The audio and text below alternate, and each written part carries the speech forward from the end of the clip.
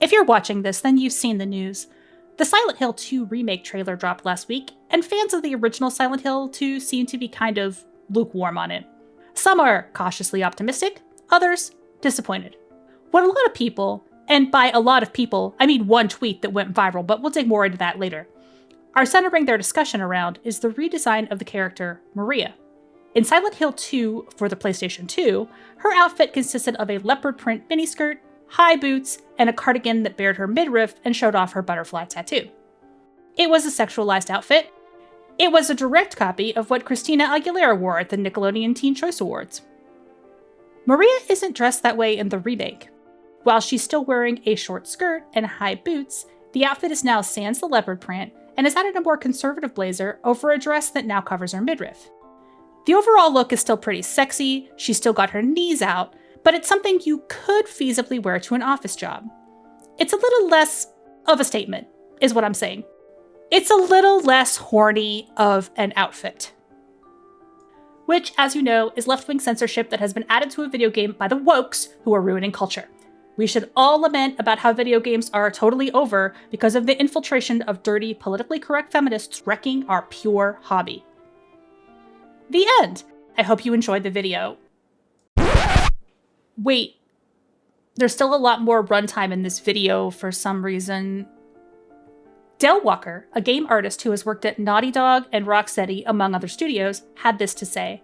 He posted in a thread on X, formerly Twitter, I'm just going to call it Twitter. As a game dev, I'm here to tell you these situations arise when there are too many men on a team. They overcorrect for the hypersexuality of the 90s, and there's no woman in the room to say, relax, some women like dressing in leopard print and crop tops, and that's okay. Now, it sounds to me like he knows what he's talking about. Not only is he speaking from experience, but people in this thread correctly pointed out another Silent Hill fact. It was the women on the design team for Silent Hill 3 that argued, when designing that game's protagonist Heather, that she should wear a short skirt instead of jeans in her default outfit to add a touch of teenage femininity to her look. While she still has jeans and optional outfits, it's the skirt and vest look that turned out to be iconic, and it was the right choice for her character. But other people replying in this thread seem confused. They're so confused. Seawalker is making a nuanced argument. He's arguing in favor of more women on the dev team, but he's also arguing in favor of the more sexualized design. And some people are just short-circuiting over this. They just can't handle it. So we've got takes in this thread like, this is your fault because your actions eliminated all the hotness from Western gaming. And why would you compare a character to a sex object? You've got people posting pictures of the original Silent Hill team from 1998 in the thread, showing there were in fact women on it, which those people must be lost. Yeah, we know there were women on that team. He's talking about the remake, not the 1998 dev team for the original game. Then there's people saying this couldn't possibly be the fault of men because... And also a fun class of people who, don't seem to realize which version is the remake version and seem to think we, the feminists or whatever, are mad about the leopard print outfit because culture warriors must be mad about a sexy outfit, not the other way around. Let's put a pin in the sex object thing. I'm going to go for a long walk around it, and then we'll come back here. Anybody besides me playing Stellar Blade? Yeah, I only play the game on my stream weekly on Saturdays, so I haven't finished it yet. I was going to do a whole video review of it once I finished it, but maybe after I finish it, the cultural moment will be past. But I've seen some good videos elsewhere talking about the game, and I agree with them on most of their points, so I'll link those in the description. You can watch those if you want to hear more about what I'm saying here, or more about that game. Here's the short review you didn't ask for. I like this game, or at least, I like the game part of this game. I like the combat, the music, and the character design, particularly Eve's design and her fanciful array of spicy outfits.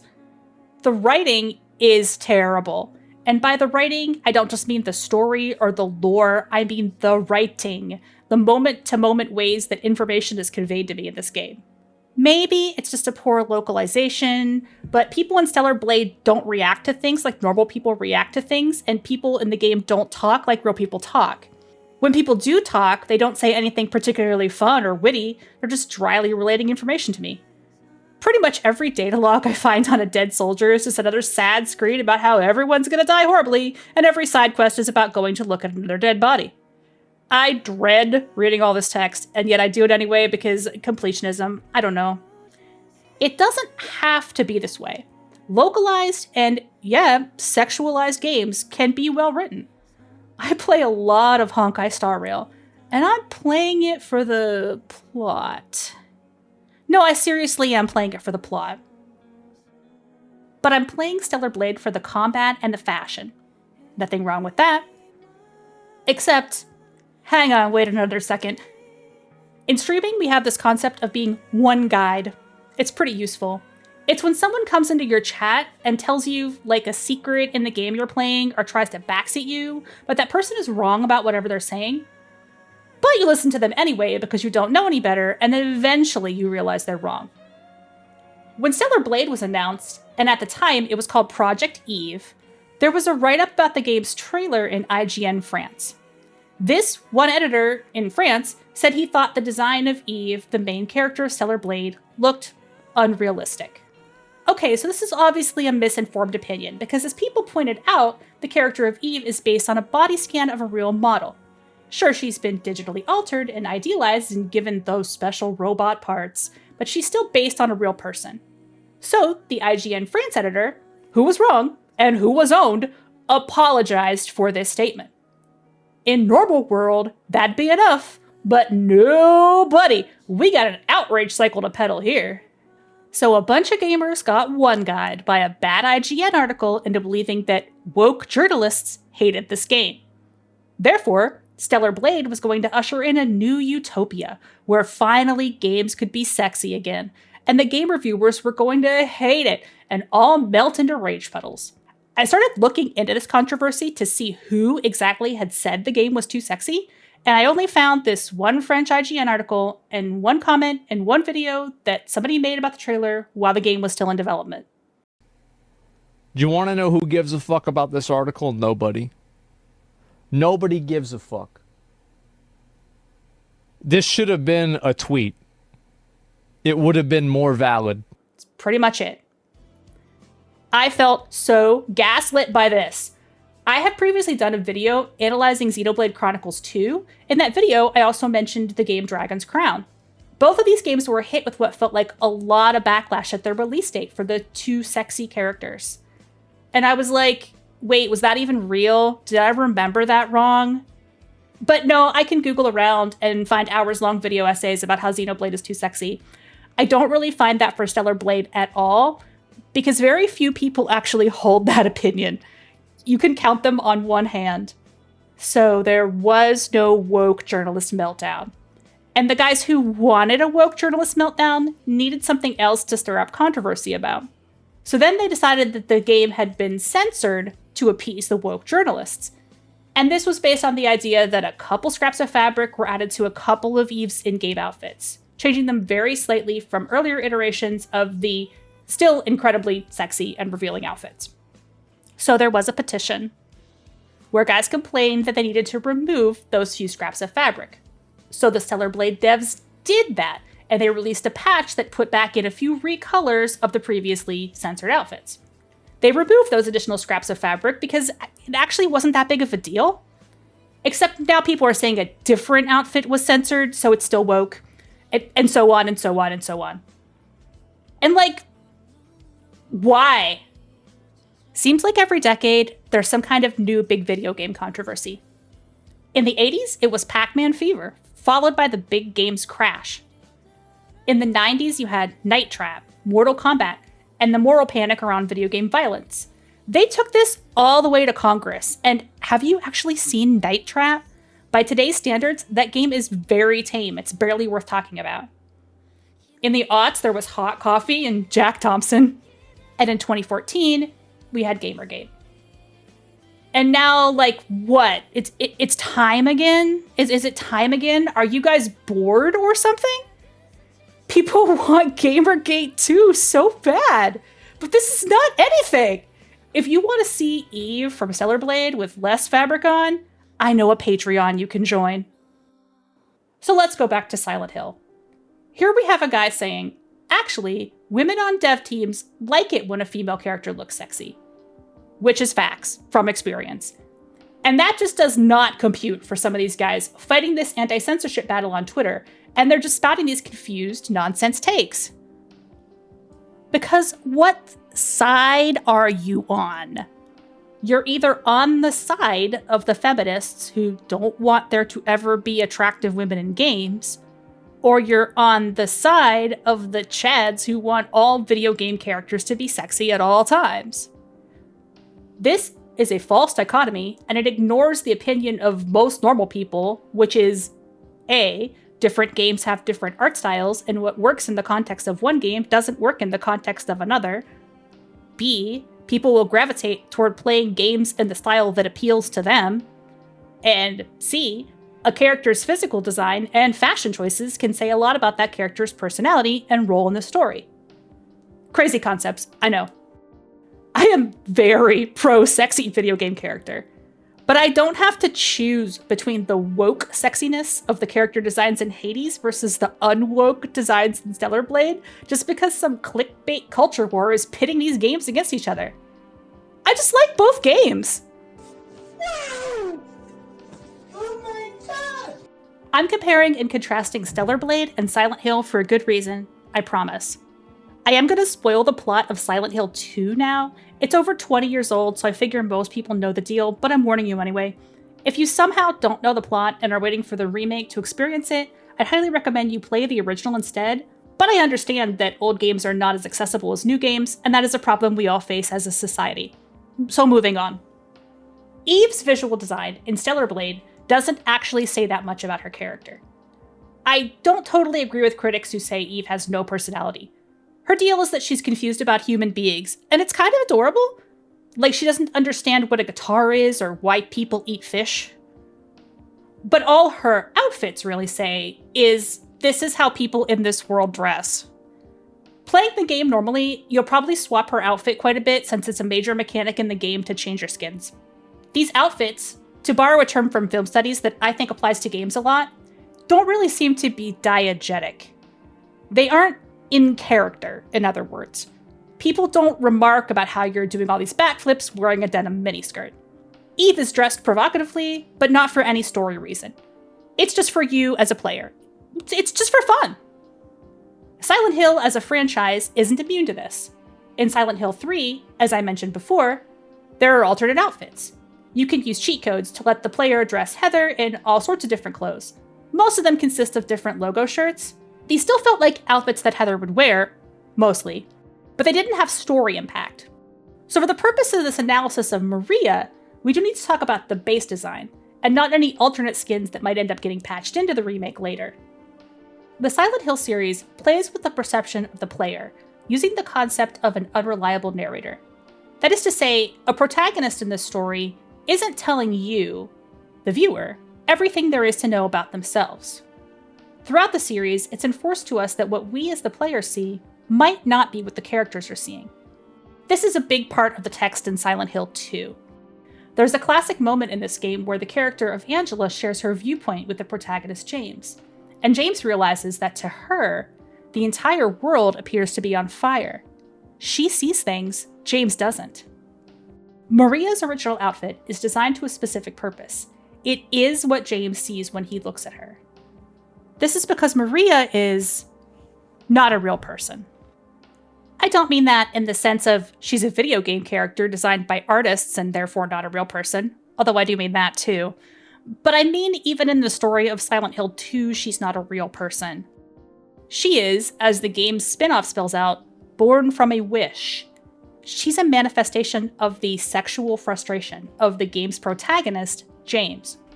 James is upset and angry that his wife, Mary, wasn't available for him while she was dying in her sickbed. When James arrived in Silent Hill, his subconscious invented a version of Mary that was sexy in the ways the real Mary wasn't. She was available for him, she flirts with him, and yes, she dresses provocatively to tantalize him. That's Maria's whole deal. She's dressed like Christina Aguilera at the Teen Choice Awards because James Sunderland is horny for a woman who might dress like Christina Aguilera at the Teen Choice Awards. This choice doesn't merely say something about Maria, who isn't a real person. It also says something about James, who in the story of Silent Hill 2 is a real person. He's the guy who's being psychoanalyzed by the game's main narrative. He's also a scumbag. Sorry guys, sometimes the guy you play as in a game is a creep. You gotta learn to cope with that in video games. The games that are challenging as literature play with this unreliable narrator idea. I realize that's advanced. Media literacy is dying, Cloud. And why does it matter that James sucks? Because there's a certain class of gamer who wants all games to be the same and always want to be the big damn hero, regardless of if that's appropriate for the story or not. I'm also seeing takes out there like, I hope we can save Angela in this version. And maybe you'd want that as a player, but why would you want James to be the guy with the agency to do that? Will you love me? Take care of me? Heal all my pain?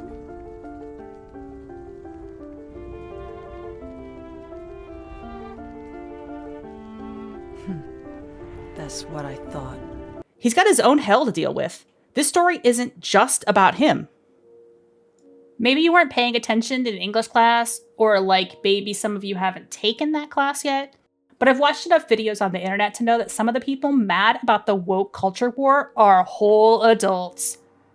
Or maybe those people are pretending to be mad so people will watch their videos, but that's just being mad while doing performance art about it, so whatever.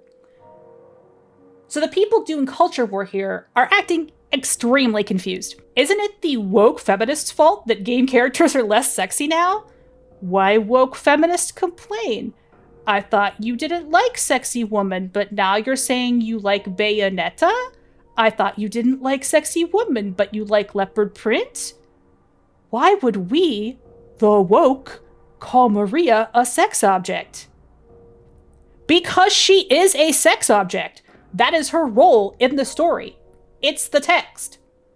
There might be some feminists out there that don't think a story that has a woman who is a sex object should even be told. This seems to be the viewpoint offered by, for example, Feminist Frequency. Somehow that opinion got confused for the only feminist opinion that exists. But feminism is not a monolith. And believe me, Silent Hill fans are not a monolith either. Some people like Maria's new design. It harkens back to some older concept art of her from before the game was released. Some people do not like the new design. One of those folks did a semi-sarcastic tweet, and now people are dogpiling, jumping in to yell about censorship and how it's all the fault of women that a character in a game is marginally less sexy, when that is not even the point. The point is about what Maria's design says about her character, and therefore, perhaps more importantly in this case, what it says about James's character. And by association, what it says about the team that's handling the remake of Silent Hill 2. We, the fans of Silent Hill, want to know whether the developers understand the story of Silent Hill 2, whether they understand James and what the original game was saying about him. And we'd be debating this regardless of the gender of the person who made the decision about what costumes the main character should wear. The point isn't about how short Maria's skirt is. We aren't mathematically analyzing how much skin is showing per yard of fabric per remake. If that's a thing that you're doing, you're being a weirdo about art. Are video games art? Or are they not art? I don't think this is a hard question. Yes, they are art. But I do know that they are also products. And as products, they are sold to consumers in a way that's tried to generate appeal and get people to buy them. And I could go on and on about that old talking point of the totally objective game review, but this assumes that whether or not a game is good can be broken down into mathematical equations, rather than a matter of different things appealing to different people. So to sum up, most Silent Hill fans, the people who liked Silent Hill 2 in its original form, but are interested in checking out the remake, like the old Maria design. Some like the new one too. I try not to pass judgment on a game until I've played it. But the outrage cycle demands a lot of knee-jerk reactions to trailers, and I get that. One post had a sort of humorous reaction to a thing in the trailer, and a lot of people took it very seriously. If you think games are art, and therefore they shouldn't be censored, then you can't measure whether or not a game is good with a numerical chart and a ruler placed up against a skirt hem. The new design for Maria, shown in the Silent Hill 2 remake trailer, isn't censored, but it doesn't express the same thing about her character that the old design did. Whether that works in the context delivered by the new game is something that remains to be seen. But if you're going to think about games as art, Silent Hill 2 is definitely art. I hope if you jumped into this discourse without any real knowledge about the game itself, then you get to experience it, remake or not. You'll find it has a merit that goes far beyond the question of leopard print and tattoos. And I also hope if you watched this far, you're going to be able to think about the sexualization of women in games with a little more nuance than whether it's about what side you're on in the woke culture war. I get it, the anger gets people talking. But you do enjoy games, right? Why not play the games you enjoy and meet those games where they are?